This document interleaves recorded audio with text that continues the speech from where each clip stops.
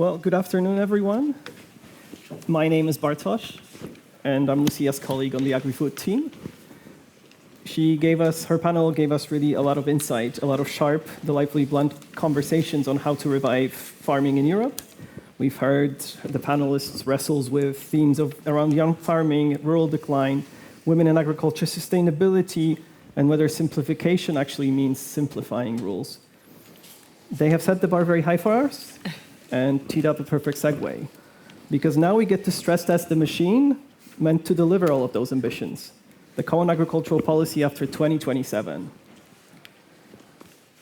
I'm joined starting from the middle, Elisabeth Werner. She's the Director General at DG Agri at the European Commission. Then we have Maria Walsh, an Irish MEP from the European People's Party group. Pierre-Marie Aubert, French man from a think tank, IDRI, an expert in agricultural policy. And lastly, but not leastly, Thomas Veit, a Green MEP from Austria. I'll start with a few questions to get us going, and then we'll have a bit of a Q&A, time for a bit of a Q&A from the audience. So prep those questions, reactions. Elisabeth, you've taken over as Director General over the summer, so just literally weeks before this big budget proposal came out. And since then, you've been on this kind of tour of Brussels, trying to convey what this CAP actually entails, what this next common agricultural policy entails. And one word that you've been stressing is continuity.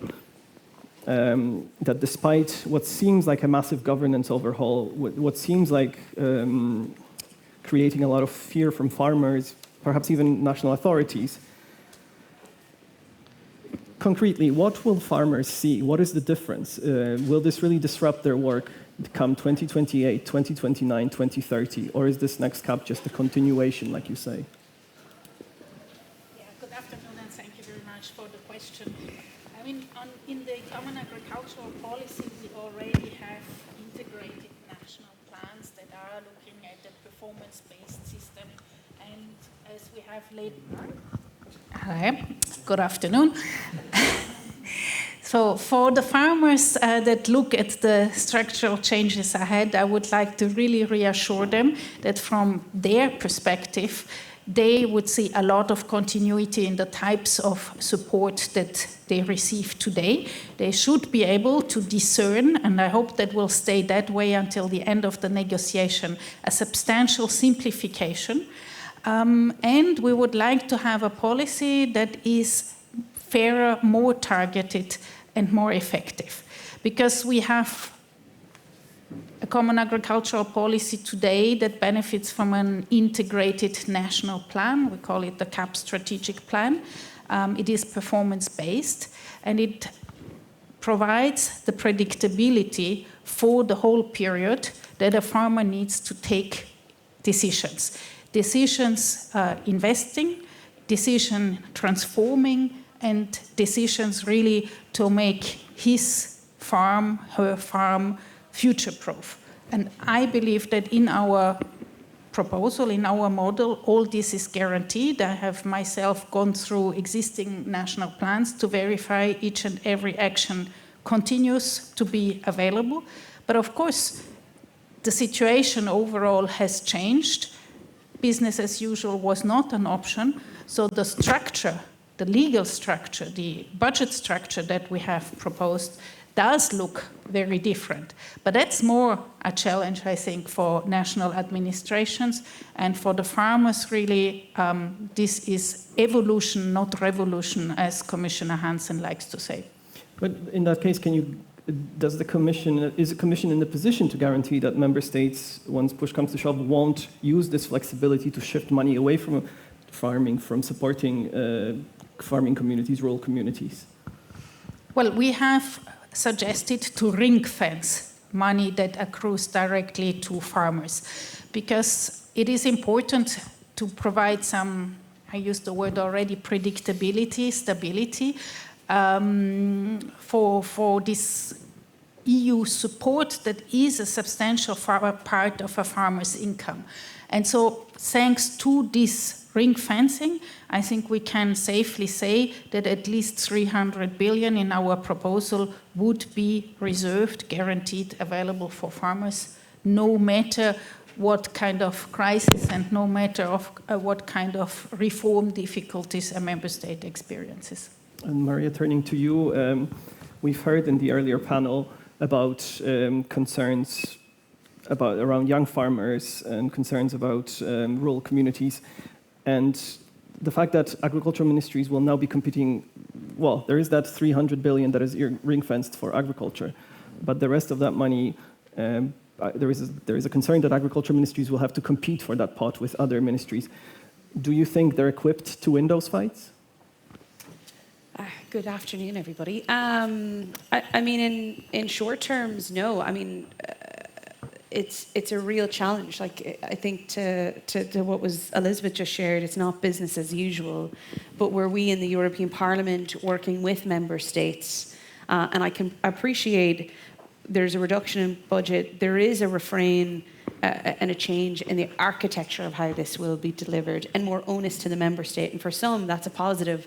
For me, that makes me nervous, because when money is centralised and not spent closest to the ground, so you end up with competition naturally. So I have a slew of meetings on Monday with leader CEOs right across the constituency of my area, 15 counties, really worried that their expertise, the programs they delivered, the change they have made on the ground is not going to be captured or continuously funded or reduced. Then to a farmer who, yes, 300 billion ring fence, and that's a really positive step. And I know how much Commissioner Hansen and the team had fought for that. But where we need to make sure then is the shift change between member steps may deliver on this, and it needs to be delivered, because that's where the reassurance comes in. So when I speak to young farmers, the dream of having a 6% ring fence funding for them to scale and grow, and generation renewal is a big buzzword around here, as is competitiveness, as is sustainability, as is innovation. I get lost sometimes where we live in this new architecture design that member states will live in a world of being risk adverse without being risk tolerant, where we need to go out and we need to fund, and in many areas overfund with good governance, but making sure we're really supporting industry like our agriculture sector overall. And that's food producers, that's also feed producers at a time of great crisis for them, and the geographical and political changes that we have. So in all of that, we have another year, and I'm conscious within this, at the tail end of 2026, where this MFF and CAP will be at its height of debate and discussion and hopefully finalisation, is the Irish presidency. And we have a hell of a lot of work to do in the European Parliament to make sure whatever may come, if it is centralised and that's how it's delivered, we don't have, to your question, an us versus them, because 83% of our European Union is rural, and it's not good enough that they're fighting to put food on the table in their own tables, and yet being told to provide for everybody else. Thomas, as a Green MEP, as an advocate for the CAP to be delivering on, well, it's a public money, delivering for public goods. What's your response to what you're hearing? It might come as a surprise, but I'm a farmer and a Green MEP, and I can say for my community that basically farmers would like to be able to live from the produce they're producing, and this is actually not happening with the current CAP. It's a question of market, and we're talking about the direct funds that are still kind of ring-fenced or reserved.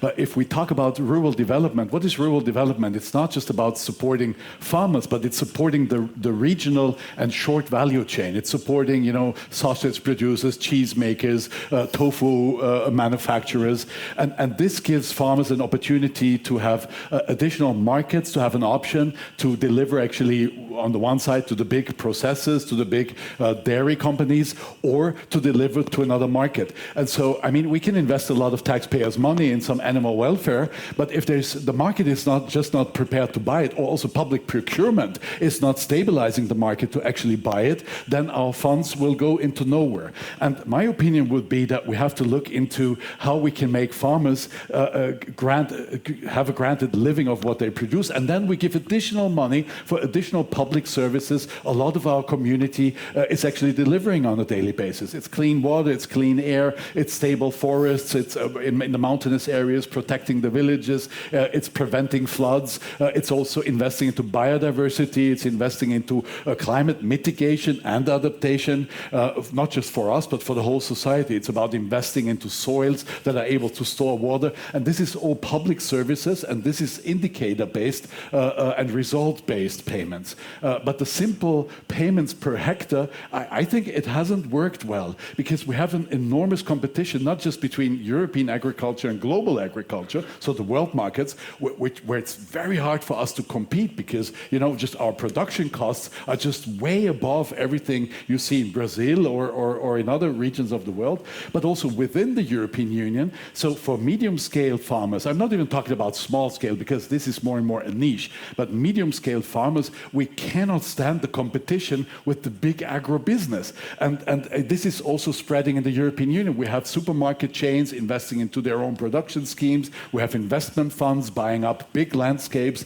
And we are supporting this by cap money, because if I give the same sum per hectare for every hectare, also for the 2,500th hectare, then this is highly unfair, because producing on big scale is much cheaper than producing on small scale, but also the impact on environment is much more severe, because diversity in agriculture, this is what makes environmental standards protected.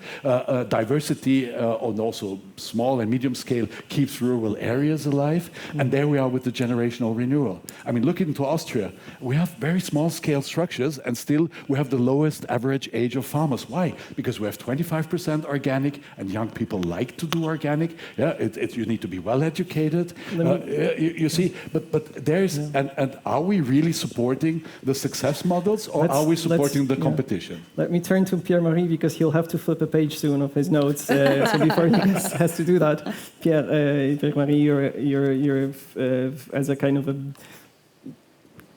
zooming out a bit, we have the policymakers, lawmakers, the legislating, proposing these things.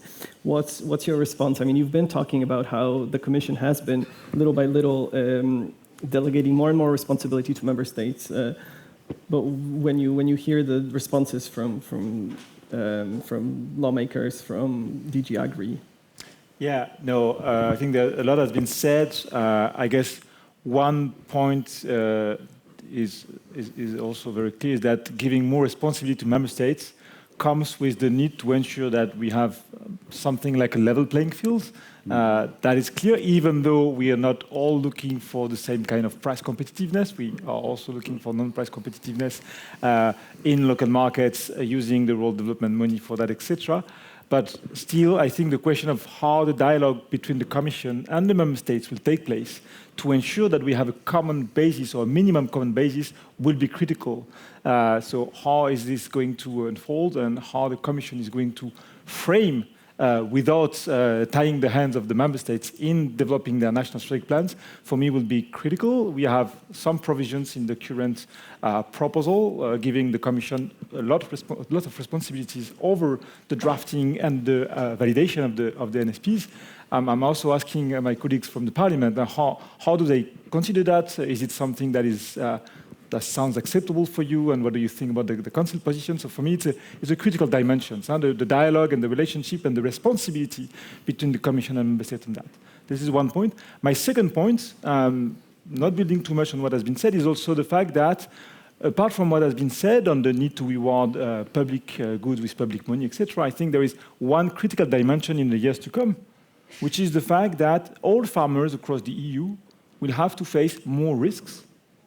And they are not necessarily well prepared to that. So over the last few years, what has been done is that most of the risks, or some of the risks at least, translated into real crises. And those crises, whether zoonotic crises, whether market crises, were to some extent managed mainly through member states' money, creating a lot of market distortion.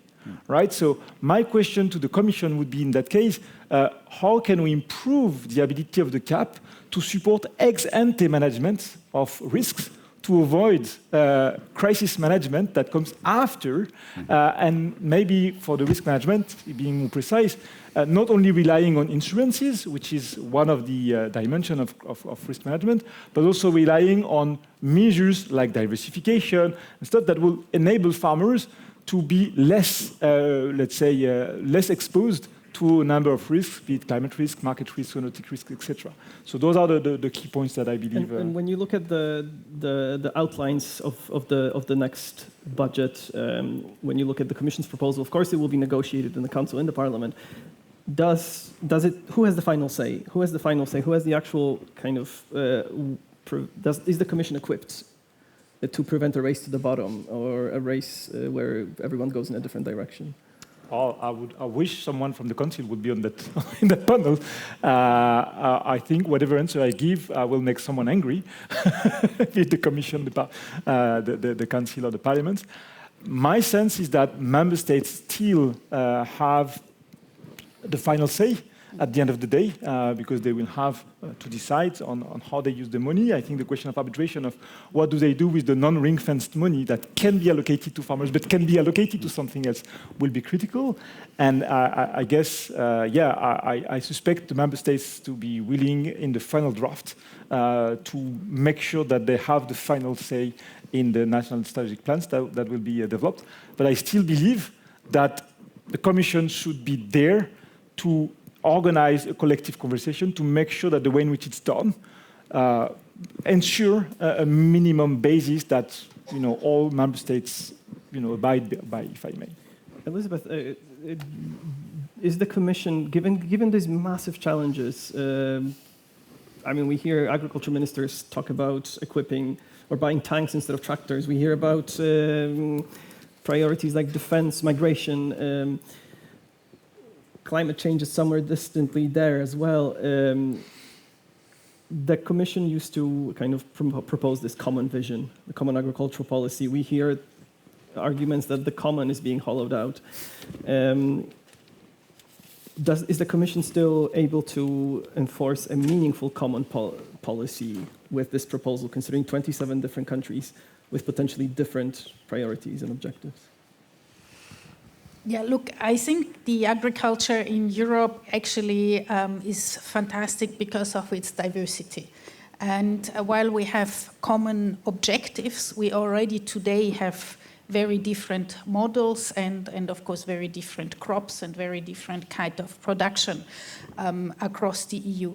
And if we all talk about food security, for me, that has two dimensions. The first is, of course, being able to produce enough food for ourselves and probably feeding also other people around the world. But the second dimension is the one I really want to talk about, is to have the capacity, the potential to produce in different territories across the EU over time.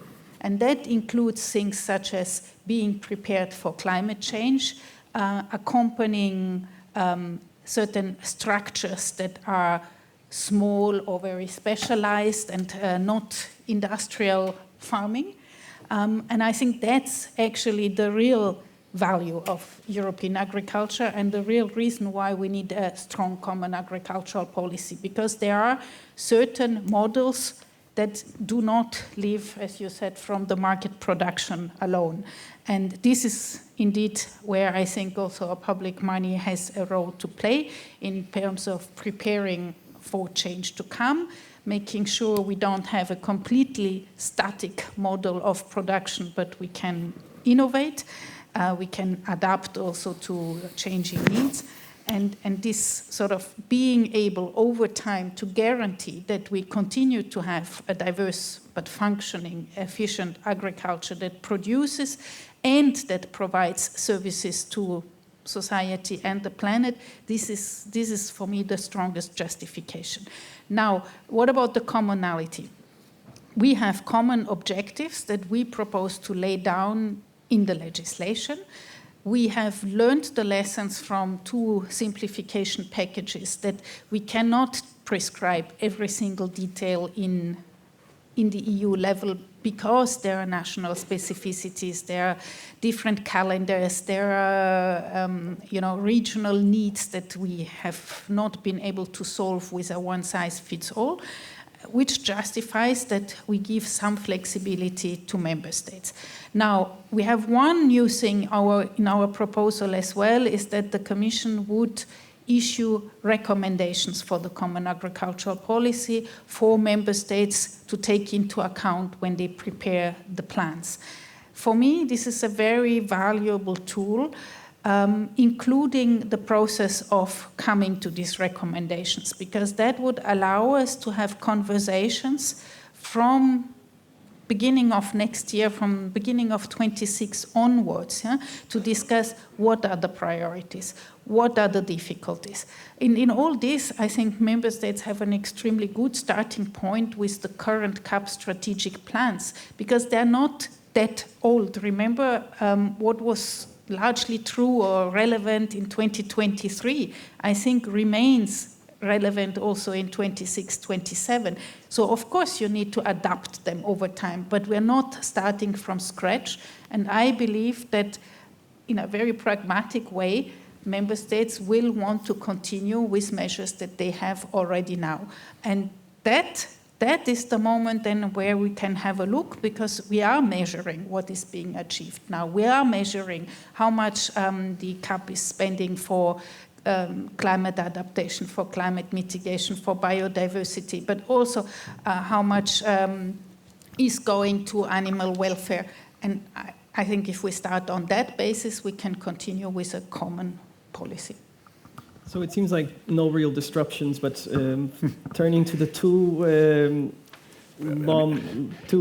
lawmakers. You cannot ask the Commission itself to admit how nervous they are, yeah? But the Commission is highly nervous when it comes to MFF, because they hear from Parliament that we're not really happy with that proposal. I mean, for us from agriculture, putting farmers under additional pressure by trade agreements like Mercosur and US trade deal, you might think about what you want to think about. But for farming sector, this is additional pressure, and reducing the budget for agriculture in times of climate crisis, where we urgently have to adopt, and all the farmers out there feel it in different ways. So we need this support to actually also keep them on the land. We lose 800 farms every single day. So from our side, reducing the agriculture budget, we're highly critical about that. But what I hear from member states is that they are also very critical about it, because what will happen in a member state? Here you have an envelope, and now you fight it out for yourself, whether you give a bit more for environment, maybe you give something to the farmers, more regional, maybe you make broadband, or you build motorways,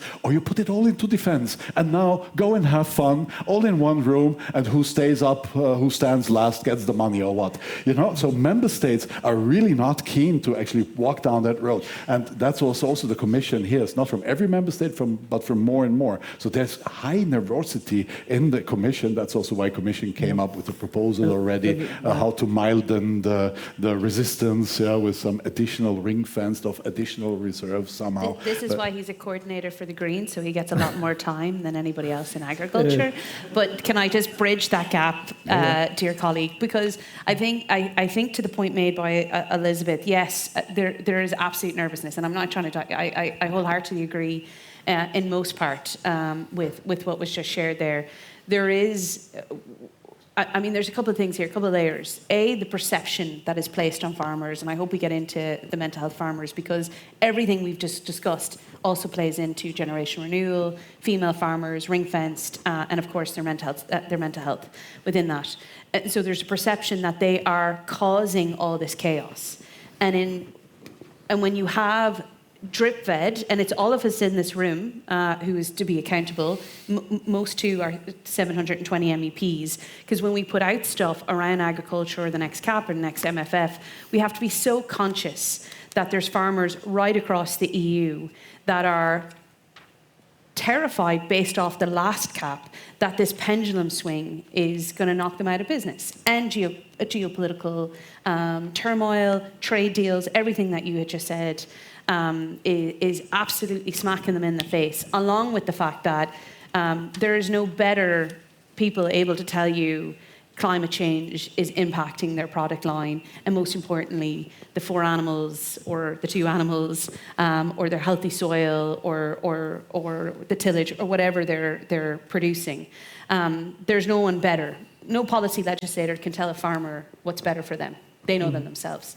And we need to change that perception and give voice and give the microphone to them in this time of crisis. So what I think is really, really important, using and utilising as the Commission has developed in between member states, is to make sure we're building up the trust too of that farm, and not just farm organisations. It has to be beyond that. Sector is incredibly important, and having that joint voice, because otherwise it is not this cap that's going to be, to your point, that is being portrayed as the death camp. It is the next cap and the future of our policy. So we have to utilise the toolbox and ultimately continue to make sure, as I said, the may moves into it needs to, or it requires, and that's where we come in collectively as a centre, because I think that's where we'll have less of that pendulum swing. And I know what you're going to come back here and say, but I want to give the floor because Elizabeth has been kind of put on a spotlight here, or put on the spot rather, with so much pressure and so much. It talks about nervousness. How would you like to respond? No, I acknowledge that there is some nervousness because, of course, what is most important for me is that we have a smooth transition, yeah? That we enter the year 2028, which would be the first year of the new period, that we enter that year well prepared. Yeah? And I see time is running, and I don't mean the clock here, but I mean the calendar. We made this proposal in July. I think the Commission has listened and has indeed made an additional proposal. And ideally, this negotiation should happen during 2026 and conclude end of 26, so that we have the year 27 to prepare these plans, because a farmer needs to know in autumn 27 or in winter 27 what they will be planting in 2028. And with all the conditions having been spelled out in the plan, they and the member states as well need to know where we stand. And this, I admit, puts considerable pressure on us as well. But we have talked a lot about the farmers right now. Maybe we could also take a little bit a look outside strictly the agriculture in the core sense, because you have obviously input industry, you have research that goes into it, and then you have indeed food processing, adding value, retail, consumers. And there is money in the EU budget that we don't sufficiently talk about in the Research Framework Programme, in the Competitiveness Fund. These are the parts that have seen the biggest increase in the Commission's proposal, which I believe we should not disregard in terms of how they can help. The bioeconomy, biotech, health, and animal health is a big issue right now as we see pandemics everywhere. So if we can have innovation and new products coming on the market there, this would also really, really help agriculture upstream as inputs. And then obviously the targets that was suggested of minimum 10% of spending of the national and regional plans for rural areas, this is where I would see the biggest opportunities in terms of economic diversification for villages, in terms of connectivity, infrastructure that benefits everyone living in the region. I think this is where you can create the framework also for making these rural areas an attractive place to live, in which, of course, also farmers find their places being at the heart of this issue. So for me, we're looking often only at this part that is direct support to farmers. The other parts are at least as relevant and bigger opportunities, because that's where we can see a real change compared to what we have now, which ultimately, and I'm sorry to say, it is quite a fragmented support structure from the EU budget. I want to also touch upon simplification, cutting red tape. We've just seen one simplification package for agriculture adopted. Another on food and feed safety will be proposed later this month. We've also heard Commissioner Hansen time and again hint at leveling the playing field. Trade has been mentioned, trade pressures.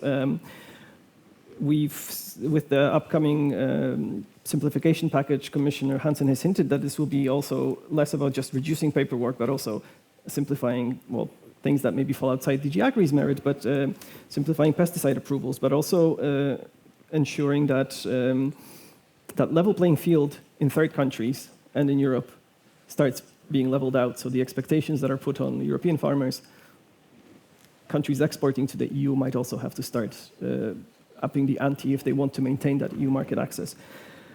If Europe raises that bar and starts requiring more, isn't that risking kind of a trade retaliation, Elizabeth, from third countries?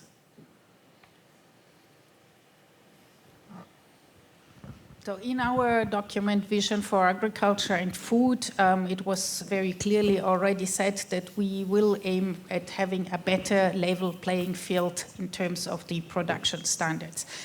One track is to discuss this wherever we can, either at multilateral level or as part of bilateral free trade agreements.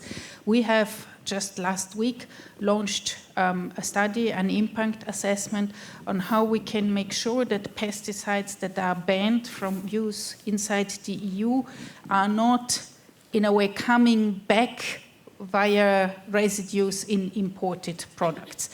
And that would be a very important thing to look at, where we can get with tolerance levels down and not having these residues.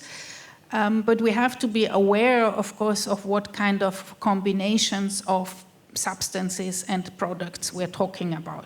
First, because there is a number of tropical products that have completely different pests and diseases. But can I just ask, is it, if we something I've been trying to understand, and I think a lot of people, when we saw also the draft of the simplification package and the impact assessment that you were mentioning, a question that's been raised is, are we going maybe not fully towards so-called mirror clauses, but are we, by doing this, are we then kind of indirectly expecting that exporting countries to the EU would have to start changing their farming practices as well if they want to maintain that access? Because if they continue using products that are banned in the EU, they won't be able to export to the EU. No, but let me be clear. Products that we are importing should be safe for consumption. And I think we have very high standards, and of course they need to be adequately controlled. It cannot be that something escapes and ends up in a supermarket shelf that is not safe for production. But the different question is what kind of tolerance level for residues you have. And this is what our study will be looking at, carefully assessing for which products, under what conditions can we go to banning basically the use of pesticides in some of the products that we are importing. And yes, it will require not only a scientific but also a trade assessment. I mean, the answer is yes.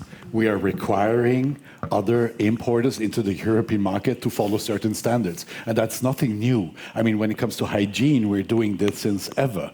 When it comes now to pesticides that we don't use, I mean, let me make a concrete case. Spanish orange producers have been using chlorpyrifos. Chlorpyrifos is a substance that's even banned in the US.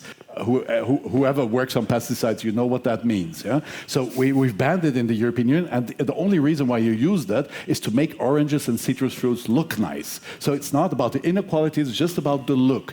And now they're listed out by big retailers because they're buying their oranges now in South Africa because they look better, and they have chlorpyrifos on them. And what is our residue level that we accept?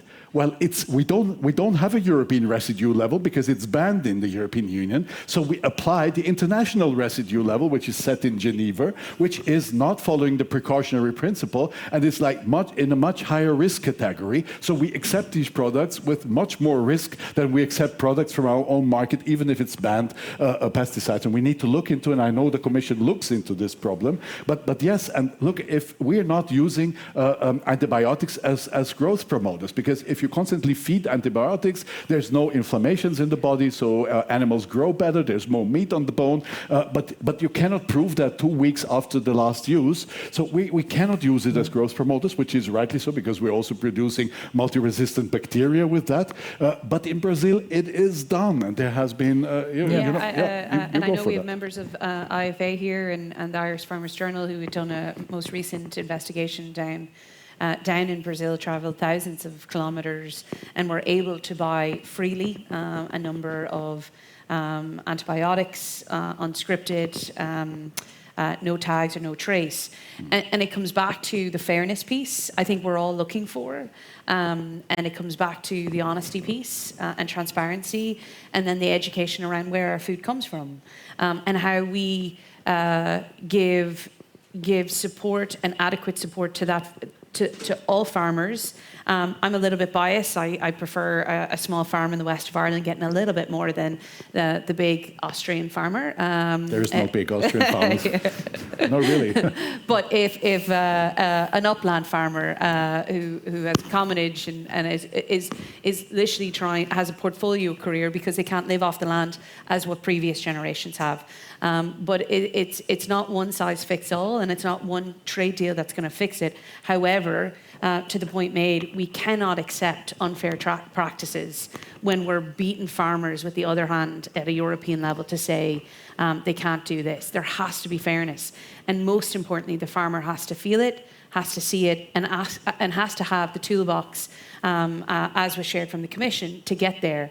And as I can't reiterate enough, like this is where we can pick and choose. I was saying earlier, you know, on a great day, the Irish government says, you know, this is what we're delivering today, and it could, if it even has €1 of EU funding, it should say, like every other member state, that the EU is supporting this. Mm-hmm. And on a bad day, the EU has made us do this. And then we wonder why we have this big pendulum swing of the extremes that is infiltrating our farm and farmer organisations. And you get it. I mean, I would imagine if I read the Farmers Journal 2 weeks ago, and again last week at this breaking case, and you're dealing with policymakers and you're trying to find trust built off the agriculture dialogue that we had last year, what would they believe? Well, they believe, well, why am I up 7 days, 365 days trying to put food on the table and not seeing that fairness? And that, for us, is that next cap that has to be felt and seen. And more importantly, we have to even start talking about the next cap, because we cannot continue to live in the pendulum swings. But we also saw the Commission listening to farmers also. Yeah. Like the proposal to say, well, let's have digression from 20,000 euros, so a little bit less per hectare, or let's cap the subsidies at 100,000, which is a huge amount for the majority of our farmers. There you can see that the Commission is listening to the farmers. So it's not a one-sided picture. It's a mixture, and then there's some criticism from our side, but also some of the parts of the proposal I very much welcome. Yeah. So on that, just for me to say that I think that's exactly the difficulty, is that we have a very diverse farming, and we need to find a policy that really works for all. And we also have, with the Common Agricultural Policy, let's face it, a policy with different objectives. And so it is a balance that needs to be found. The difficult balance. Pierre, final thoughts? Yeah, no, I think what we've heard is that we want to fix the market conditions. We don't want unfair trade practices, etc. I think the question of market conditions are three components. One is market conditions between the EU and the rest of the world. Fine, and we've seen that there's a lot to do there still. The other one is the market conditions between the EU member states, and we spoke about level playing field also within the EU. But I think the third market condition is what how do we accompany the consumer? And how the choices, the food practices are shaped by food environments, and what do we enable us to, how do we enable us to discuss about it? Because at the moment it's like kind of a red flag if you start discussing about dietary shift or food. It started to be very complicated. While I believe that if we want to support the kind of food system you were talking about before, like local food systems, well, we need to allow ourselves to talk about how do we support the best food environment possible. And last point is also going beyond market conditions and back to the CAP. I think it seems that you were saying we need more support in the context of climate change because farmers need to adapt. You also said before that we cannot compete on the global market because in terms of pure price competitiveness, we are already out of the game or partly out of the game. And so I think those two dimensions, adaptation and competitiveness, mean basically that, well, CAP support is not an option. We need public support, and it seems that we need to justify it more. I think we need to look at the rest of the world. The biggest agricultural producers in the world, China and others, are subsidizing their farmer sector more than what we do now. So we should enable ourselves to also support our farmers in the right way, so public money for the public goods, but we should not shy away from supporting our farmers in the way which will enable us to, number one, produce the food that Europeans want, number two, adapt, and number three, increase their sustainability level as much as it's possible in the current conditions. And just that's where the piece, as I flagged, and I think all of us covered, we cannot live in a risk-averse world, and that's where if we centralise the piece to member states, that's where I would feel, and I believe we are on the same page on this. In our proposal on this cap, we haven't even discussed inflation. So 2028 is going to look a hell of a lot different to 2034. And do we lean into national member states' pocket for that? Well, we'll have to if that ring fence funding, and it won't be enough. It simply won't be enough. I think just two quick. Yeah, just one quick remark to build on what Elizabeth said earlier on the fact that it's not only a farmer question. I just wanted to build on that and say, we know that if we want to have a more sustainable, resilient farming system or agricultural system, we need more diversity and we need more circularity.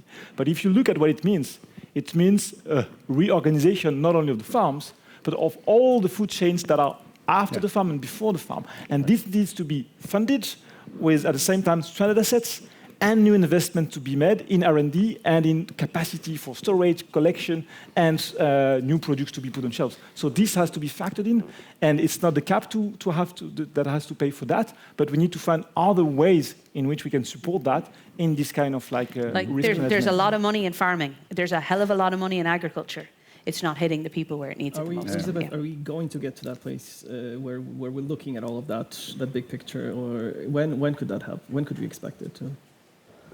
This is our call for member states to look at it in a more integrated way, starting, of course, with, at the core, this ring-fenced amount for farmers and looking beyond in the rural areas, in the food processing, in the innovation, in the infrastructure, all these framework conditions that you need to build a prosperous sector. And it is a very performing sector. Yeah? So the challenges are there. I think we have a strong justification for public support, common agricultural policy, big C for common. But let's also not pretend that this is not, something that is functioning well. We just need to be able to guarantee we are not abandoning them. We have done scenarios as, models, as we like to do. There are scenarios without common agricultural policy, and I can tell you this is, I think, not something also European public opinion would welcome. So there is a case to be made. There needs to be support, but it cannot be a static support. We need to have innovation, transition, and I have to say I very much agree also that competition based on price is not a model that we have been pursuing in Europe, and probably starting from labor costs and land costs is not one that we would sustain in any case. So let's compete on quality, let's compete on innovation, let's compete on good, safe products. I want to open up the floor to maybe one or two questions. We still have a bit of time. If anyone has questions, please raise your hand. There is my colleague with a microphone who will come find you. State your name and jump straight to the question. Don't be shy. If the room is quite dark, I cannot actually see. I see a hand up there. Yes, someone's coming to you. Thank you. Andreas from Austria, Austrian Chamber of Agriculture. Thomas Weitz, I would like to pick up on your statement that farmers would prefer to live from the income of their products. Now, this is clearly not the case. There was a recent study in Austria from a research institute that only 4 euros out of 100 spent on food ends up in the farming sector. So this is very, very low. So the question would be, how can we raise this share which comes to the farmer out of 100 euros? Commission President von der Leyen referred in her State of the Union speech to an initiative Buy Food from Europe to allow consumers to decide, to make an informed choice. And I think this could be one avenue in labeling of origin of European quality food, European standards. We are here talking about sustainability. So to support sustainability, it would be an approach to allow consumers to opt for European food. So origin labeling for processed food for in restaurants. What would you think about this? Okay, thank you. Perfect. We have a question. I didn't ask him to raise this question because I'm one of the main promoters of labeling of origin in guest houses, in restaurants, in Austria mainly. And I must say it took me a few years to get the Chamber of Agriculture on the same side. But meanwhile, we're fighting that fight together. Please call your colleagues from Conservative Party, the Chamber of Commerce, because they are blocking it since years. But for us in the European Union, exactly, we need labeling. We need labeling of origin. We need labeling of animal welfare, but maybe also of climate impact or environmental impact. So what production standards do we have? Citizens need to be able to see and to take an informed choice. Yes, I agree with you, but who eats that cost? Who eats that cost? A farmer will eat that cost. At the end of the day, and that's where I argue. I have a different view on that. Look, when we joined European Union, suddenly we had meters and meters and meters of German milk products in our supermarkets, and every year you could see that sector shrinking because our citizens were buying Austrian milk products and they paid a few cents more for that. But what is right is we need to go against unfair trading practices. We need to go against unfair pressure from monopols in retail or close to monopols in retail, and we need to look into strengthening the farmers' bargaining powers when it comes towards processors and retailers. And I mean, we've worked on that, Maria, on the unfair trading practices, and we need to reward also public services that farmers are doing. Many farmers are doing in the European Union, and you don't have these public services when you import. And we need robust public procurement, because if our own procurement basically buys whatever is cheap and comes from anywhere,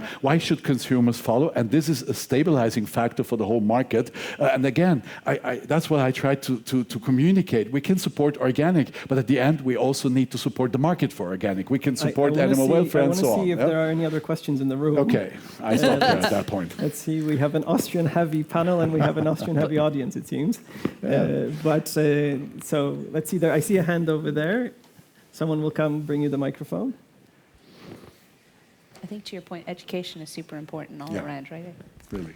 Sorry, we're in committee. Right? Food and Climate Consulting. I have a question about the future of European food security in terms of our current dependencies. I'm referring here to the dependency on livestock feed. We import about more than 70% of our feed at the moment. How do we reduce that in terms of price volatility issues and climate shocks? Are you addressing that? Can I just say one thing here? I would like to build on what has just been said, because I think there is a conventional wisdom which we need to kind of debunk. And the dependency upon feed leads the EU to be literally dependent on calories. So the story that EU needs to feed the world is a wrong story. At the moment, if you calculate everything minus import and export, we import the equivalent of 10% of the calories we consume. So the European Union is a net importer of calories. So it depends on the world market to feed its livestock, to then consume most of the livestock production, in too much quantity. Elizabeth, would you like to weigh in as well? So I think it's a real critical dimension, and plus the nitrogen, the nitrogen dependency. So that is why we are calling for this diversity, diversity and circularity, Well, basically, I mean, the result of dependency on nitrogen and feed means that 60% of the nitrogen we use is just lost to the environment, in the air, in the water, in the soils, which is totally inefficient, and on top of that, polluting all our environment. So this circularity dimension comes along with this security dimension, because securing our, let's say, or reducing our dependencies relies on circularity and then reduce our negative impact on the environment. So it's a package that goes together, but then, again, requires a lot of transformation of food chains. Anyone else has a Just one word. We're the biggest agricultural importer of the world and the biggest agricultural exporter of the world. Very on point. Anyone else? Elizabeth? I would also like to ask you for a little bit of patience, as in the Commission, my colleagues are working now on a strategy for livestock that will come out together with a document also about proteins. And I think we'll tackle a lot of these critical questions that you have mentioned there. And I will stop here because we do have a panel that I will be moderating at the end of today, which will address those questions in more detail, hopefully. So you'll also hopefully stay for that, and I will make sure to bring that up again. Any other questions from the audience? We have room for maybe one more question. You want us politicians to use the space? Well, can I be? Are you going to say something? No, you. I mean, that was a rhetorical question. Yeah, no, you never talk too much. Don't tell EPP colleagues I said that, though. But no, I kid. If nobody's going to ask a question, I'm assuming majority in this room are journalists, media. We do have a question, actually. Oh, yeah, apologies, and I won't. Yes. So if this is an Austrian, I declare. I will not answer. But Elizabeth, I forgot to mention, is also Austrian. Hello, Alice from the Federation of Veterinarians of Europe. We talked a lot with the previous panel also about sustainability and efficiency that will ensure food security and safety, which is not a topic, but still relevant. Nothing has been mentioned so far in funds towards addressing animal health crises too, and mental health crisis in farmers. And so any reflection there towards funding and support, as that is somewhere that is under discussed, but is clearly also a major risk area. Thank you. Thank you. I was just about to bring in, well, I can talk at length about animal diseases and in terms of our own country, north of it, in terms of Northern Ireland, just having in the last days gotten its first case of blue tongue, avian influenza, a number of weeks ago, and then we're rampant with TB. So we've been doing a lot, actually, and we'll feed into the livestock strategy around animal diseases. And what my colleagues and I are working to do, it's not necessarily around the reactive measures, but it's also around the preventative. Why the hell are animals and people, I mean, it's health of people too, continuously having and going down, and in our case, TB. I mean, about 150 odd million gets spent on payouts to Irish farmers, and that's a conservative number around for TB and culling of animals. And I can tell you this, at a time right now, 150 million is, I have a lot more things on my to-do list to spend that on. But I'm delighted you flagged mental health, and you know, right now in the European Union, the second leading cause of death for our young people between 10 and 19 is death by suicide. Our agriculture sector is more impacted than any other sector in the EU. 20% of farmers in France face a more mental health crisis than any other sector in that country. 23% in Ireland. Openly, in a most recent research done by University College Dublin, is openly discussing suicide ideation. That's why I'm delighted, led by Commissioner Hansen and the DG, that you see farm relief at long last included. Now, what we need to do is make sure it's ring-fenced, so member states who perhaps are under other pressures or don't see the political need or the necessity to fund mental health services in a preventative as well as a reactive measure. And its impact on, research tells us, land prices, changing in policy, the pendulum swings, the perception that they are the cause of the climate crisis. And when you have that on top of a lonely, isolated role, no wonder we have those figures. And I think this is all conservative, by the way. I think more numbers will better research will tell otherwise. But ultimately, if media is not covering it and policymakers are not talking about it, and our commission is not making that change, then we are nowhere at the races when we talk about competition. We're not going to have a workforce to do it. I want to turn to Elizabeth. You wanted to say something. We were out of time, but I just no, I'll be closing. super short so that Thomas also has time to reply. But on animal diseases, I think I very briefly mentioned it because under Research and Competitiveness Fund, this health aspect that has about 40 billion euro for that window where also the bioeconomy and agriculture is. I think there is a huge potential to improve and vaccines, medicines in a One Health approach, and also to reduce some of other dependencies, so not feed, but for instance, feed additives that we also have not a sufficient production in Europe.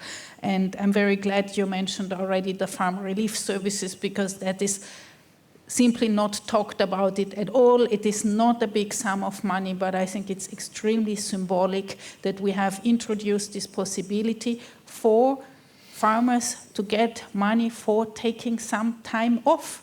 And is that for care of their own health, for care for their children, for care for their family, or for simply taking a holiday and having somebody replacing them at the farm during that time. There's just one cross-cutting issue, which is touching both animal health and human health, which is life transports. And it's very much linked to multi-resistant bacteria that come from overuse from antibiotics, but also to the spread of all other diseases that we have. And we need to look into this. And we're now trying to work on a new legislation on animal transport. And it's currently blocked in Parliament. So maybe you have a look on that and put some pressure on us in the European Parliament to move on with that legislation, because there we urgently need to look into, because we're really endangering human health and animal health and farmers and production if we're not looking into how we spread animal disease via life transport. On that note, we're really out of time. I just wanted to say it shows that the discussion about agriculture policy, common agriculture policy, is not just discussion about budget lines. It's a discussion about life on the farm, in the field, in rural areas, in areas that often are forgotten when we talk about so many other geopolitical issues. For those here on site, we now have a networking break. Please come back at 4:30 p.m. My colleague Rebecca will take us inside Europe's innovation labs. So what's next cooking up in the EU biotech innovation agenda? Thank you. Thanks. And thank you to all the panelists. Thank you. Thank you.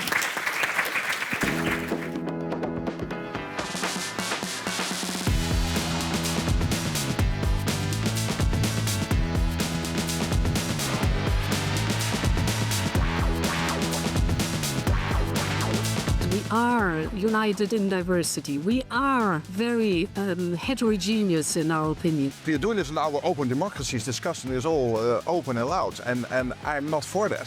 What is European Union? What is freedom? How we learn together.